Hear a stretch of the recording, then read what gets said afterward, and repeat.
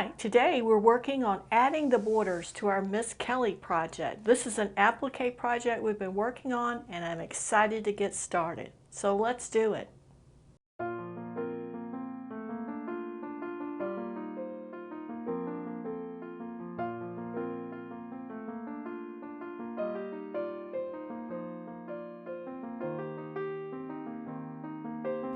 And welcome back to the Shamrock Quilt Studio. Hi, welcome back. Now, we're working on the borders for this Miss Kelly project today. I have marked it's almost a square, but it's truly a rectangle. I think it's about an inch longer on the vertical side than it is on the horizontal side. We're going to leave it that way. I was thinking just a moment about whether it needed to be square, but I think we'll leave it just slightly rectangular. And I have marked that. In a previous video I went over how I measured it, how I placed it so I could mark it. Now what I'm going to do is I'm going to cut it 1/2 inch larger than the marking, and then we're going to sew it onto the border strips that we cut so that the seam hits right on that mark. Okay, so let's grab our marking pen. I think I put them all away. And just to keep track of things, I'm going to put a couple of little dots. That one doesn't work very well.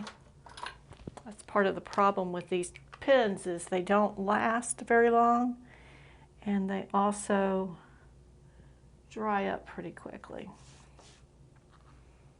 Okay. So there we go. We're going to do that. And we're going to put a mark in the middle-ish, one here. And then we're going to add some marks close to the other marks, and then one at the end. So now let's cut it. This is the best place to start because the bottom has that extra inch. So if we encounter a problem, this is where we want it to happen. And we're going to do this slowly.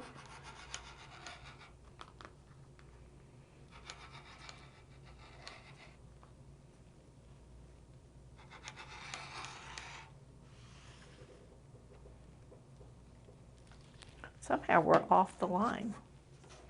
I don't really know how that happened, but it does happen.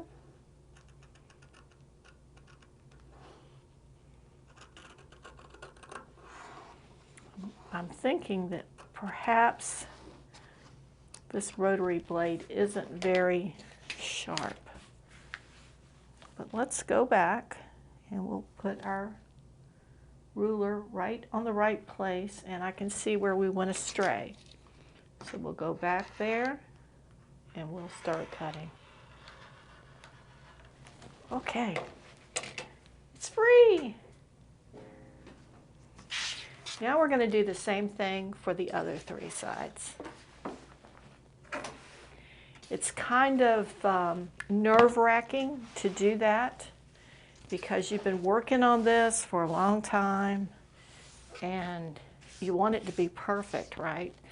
And sometimes when you're cutting, mistakes can happen, and you're just hoping that that's not the case. But these little lines should help us because they'll help us identify if we get off track pretty quickly.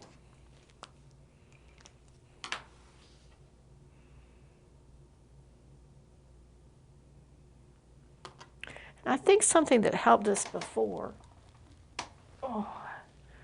was having a little bit of weight on this to keep it from moving. Yeah, there's definitely a problem with this. If you'll excuse me just a second, I am going to change blades. Thought I had one open. I do. Anytime I see these rotary blades on sale, I will buy them, or if there's a coupon, I'll buy that. I'll use that to get it, because a sharp rotary blade will make all the difference in the world. We're going to put that aside. They are very sharp, and if you're trying to pick them up, one thing you don't want to do is grab them by the edges. So you grab them in the middle. Here we have two that are stuck together. That does happen quite a bit.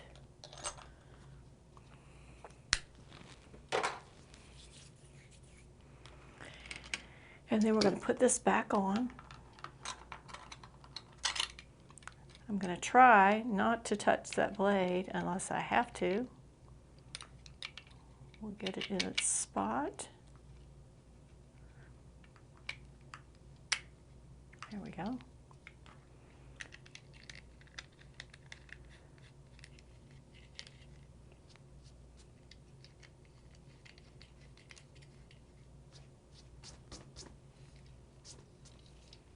Okay. Now, let's see if this isn't better.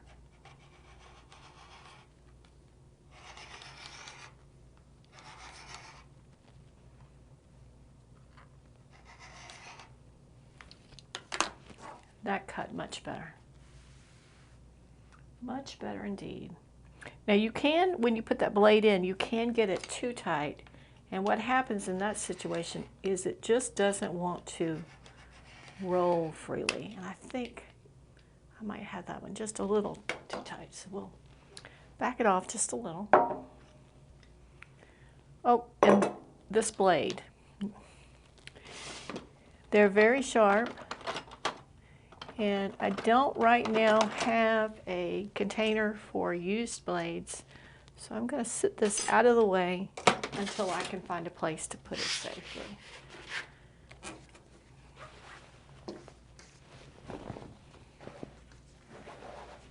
This is going to be our third side, and just like the others, we're going to put a preliminary line down.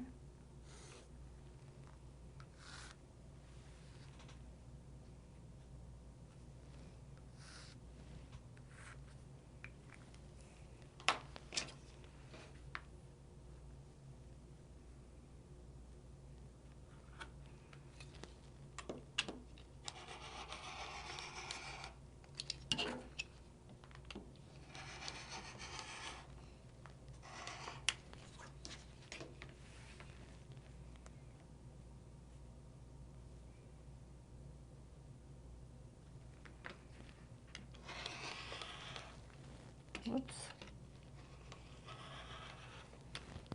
There we go. And now the last cut. I just kind of wanted to show you what we're doing here. This is certainly not something that's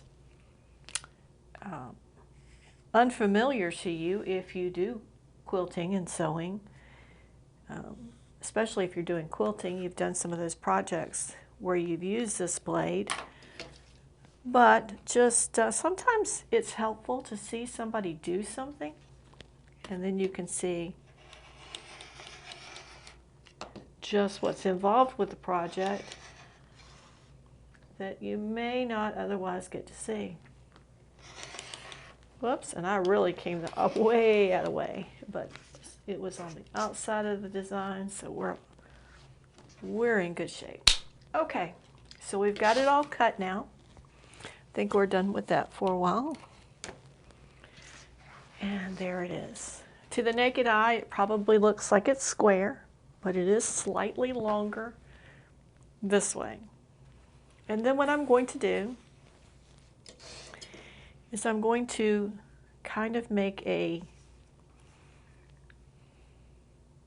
pretend miter. I folded this down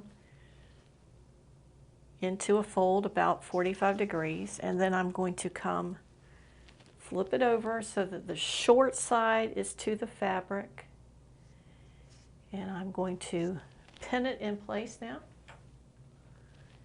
I'm making sure that that folded miter doesn't overlap the fabric, if that makes sense. I'll hold it up here. Let me get a pin in.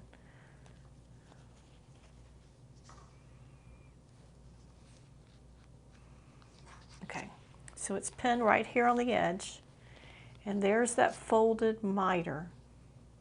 What I'm trying to do is make sure that the border overlaps the edge of the fabric more than what we're going to need to miter it. And actually, in looking at it now, I think we're going to go a little further even still, another 1/2 to 3/4 of an inch, just to be sure we've got enough fabric there to miter that corner. And I think that's important for a couple of reasons. Number one, really, if you can do it right the first time and you don't have to take it back out, it's easier, it's faster, and we enjoy the process so much more. If you have to take that stitch line out, you also expose this raw edge of the white background fabric to stretching and getting out of shape, and we don't want that. We want to handle it as little as possible so we can keep all of those edges pristine. And then I'm going to do the bottom one. What I'm going to do is I'm going to sew the top and the bottom. I'm going to not come all the way to the edge. I'm going to come like 1 inch away from the corner. So just do those straight seams first. And then I'm going to come back in and do the same thing on the sides so that we have plenty of room to work in there to get our mitered corner. Now this time, I'm just going to really roughly do the same thing. So I folded that. I know how much fabric I need to allow. And as a rule of thumb, however wide it is, that's how long you need it, plus a little bit extra. So for example, this is a 4-inch wide piece of fabric, and I am allowing about 4.5 inches past the edge of the white background fabric.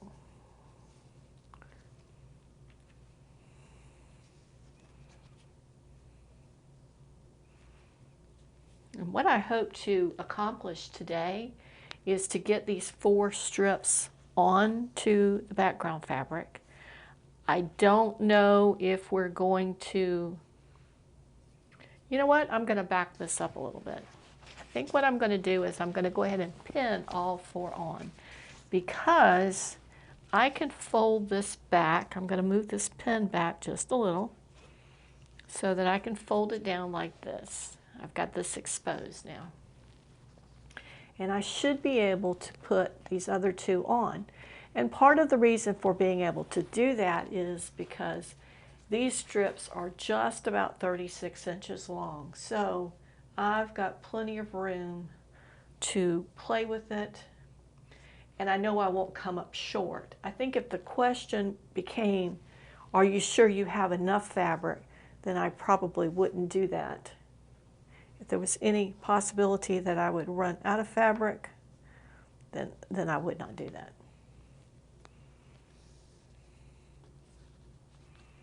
Okay, and then on this side, we're going to pull it back.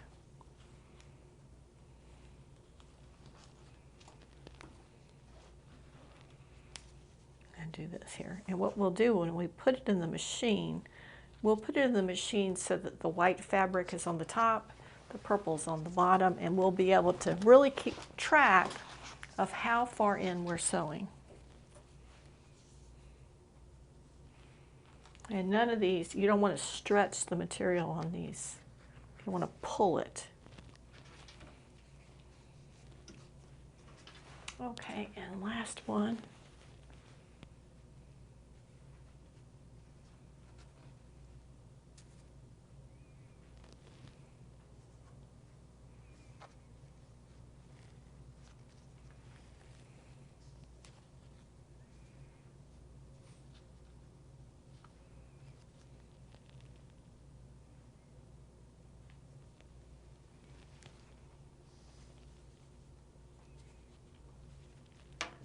Really use one more pin There's one.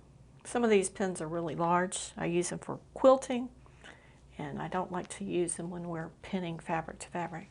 So there we go. To give you an idea what it's going to look like when we get this finished. There it is.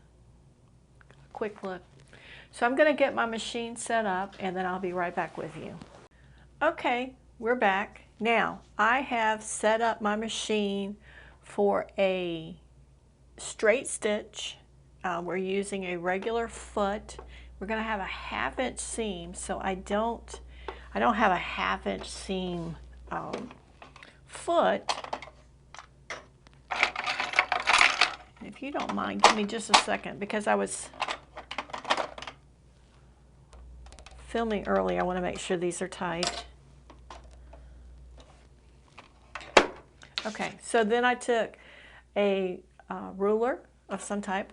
With this one I used a grid, and I put it underneath my needle, and I dropped my needle down just so I could see where it was going to hit, and then positioned the seam guide in the machine so I get a 1/2 inch seam. And now we're ready. I'm going to take a little scrap of fabric, and we're going to test out how this is working before we put our project into the machine.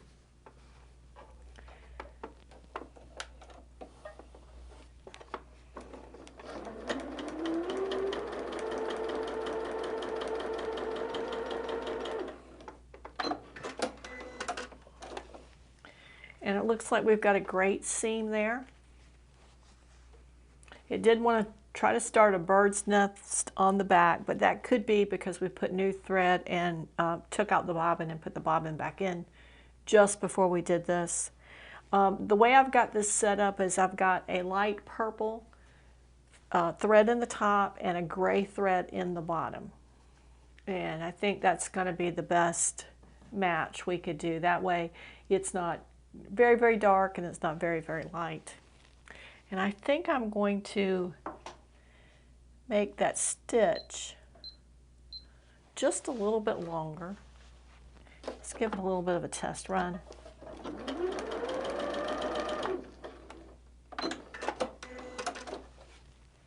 I think I like that better. It's still small, but it's not so small. And I've got this set at a 3. If you have a similar machine, just so you'll know. And then we're going to start up here towards the top, probably about 1 inch or so from the edge of the fabric. And we're going to have to manipulate it there at the beginning a bit because we've got 2 strips of fabric fighting for their place. And okay, we're going to get it in there. Put our foot down.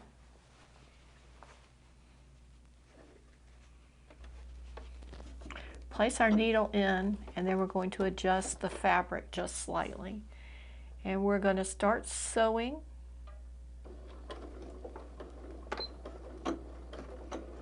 We're just going to take 2 stitches back to hold it in place because we will be working in that corner.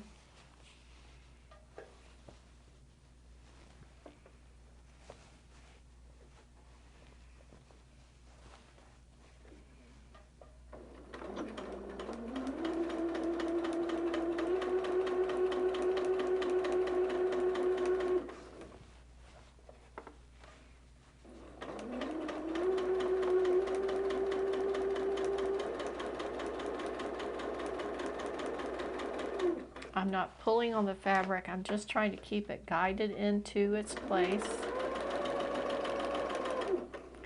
And I really don't want it quite that fast.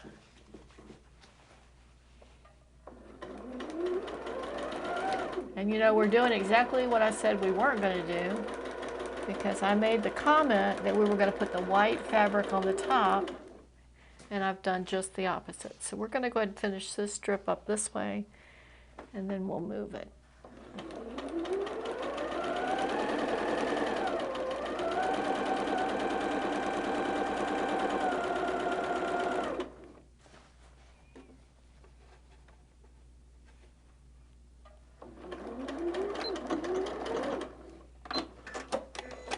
Okay, one down.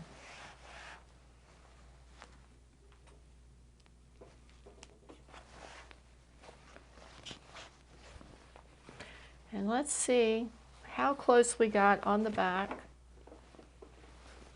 Right on the money.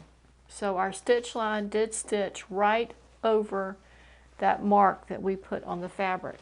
If we can continue to do that for the other ones, we'll be in great shape. So now we're going to take the next side and we're going to sew it in place. And this time we are going to put the white fabric on the top. The only disadvantage to this is we put the pins in from the purple side, so we're not going to be able to see our pins quite as easily. But we know where they are, so we'll just be careful.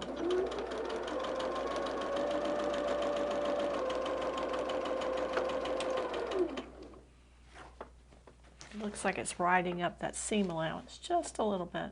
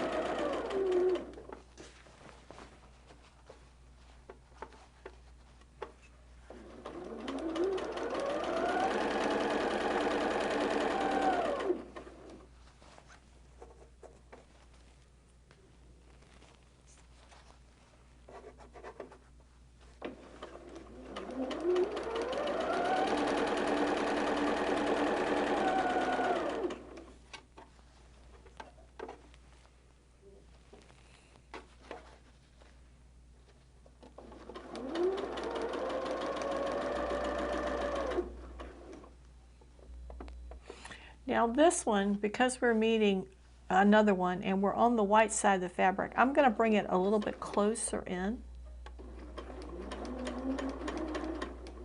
I'm going to bring it all the way to the point where they should join.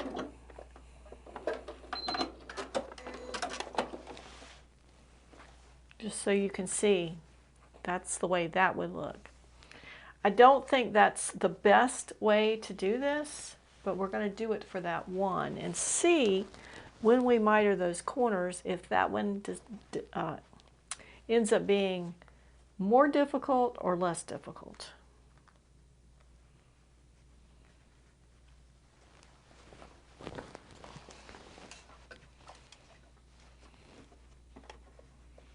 And then the other side of that corner, we're going to come down that inch space.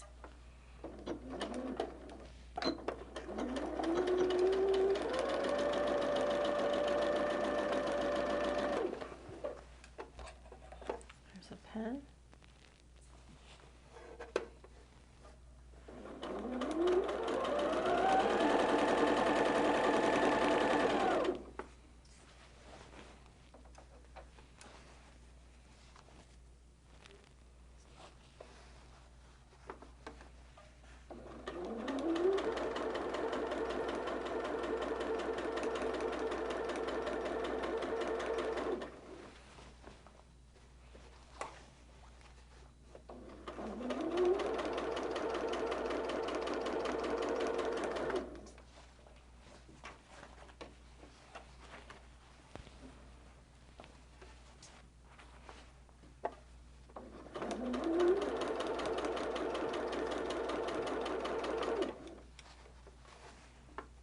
Purple is trying to creep out just a little bit.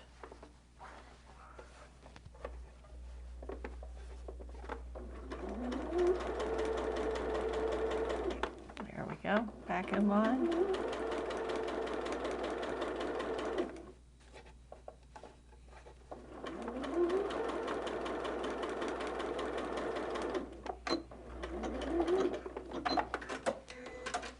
Okay, so what have we got now? We've got 3 done. We're on the last one.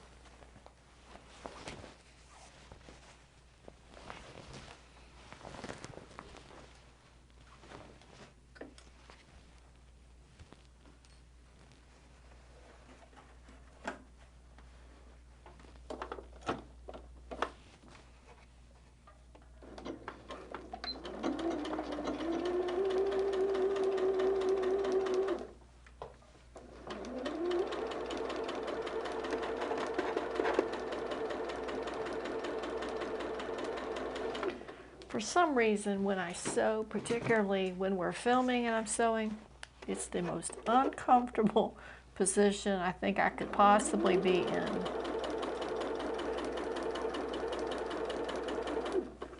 And I think it has to do with the fact that in order for you to see me, the sewing machine has to be off to the side a bit. So I'm almost like I'm twisting to get to it.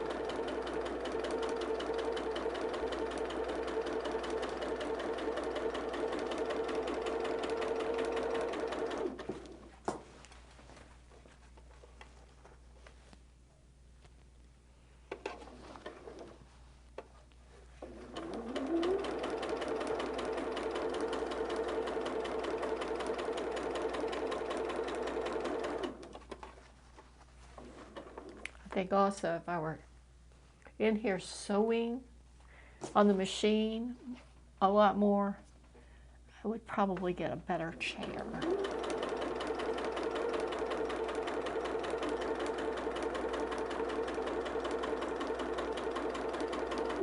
Okay, and we're going to, that one's a little bit closer than the rest. But now we should be able to see what this is going to look like. And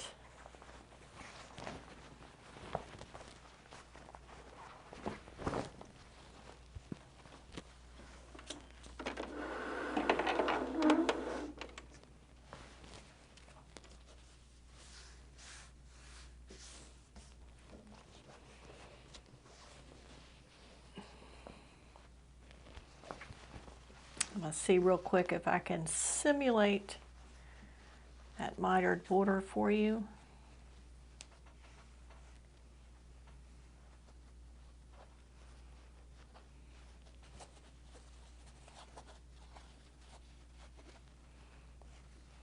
If I can grab a hold of it. Okay, roughly, here's what it's going to look like. That's going to be very pretty, isn't it? A perfect little frame for our applique artwork. Okay, so next time join us. We'll do the mitered corners on the border. I'm going to press this in place, pressing over towards the border, the darker border, so we won't have anything behind the white of the background to show through. And then we're going to do that mitered border the next time. So be sure to like this video if it's been helpful to you at all, and subscribe to our channel. And if you click on the little bell, it will notify you when a new video shows up. We're coming close to the end of this project, so stick around and see our last few episodes where we finish up this border, and then we'll move on to hand quilting. Thanks so much for joining us, and have a great week.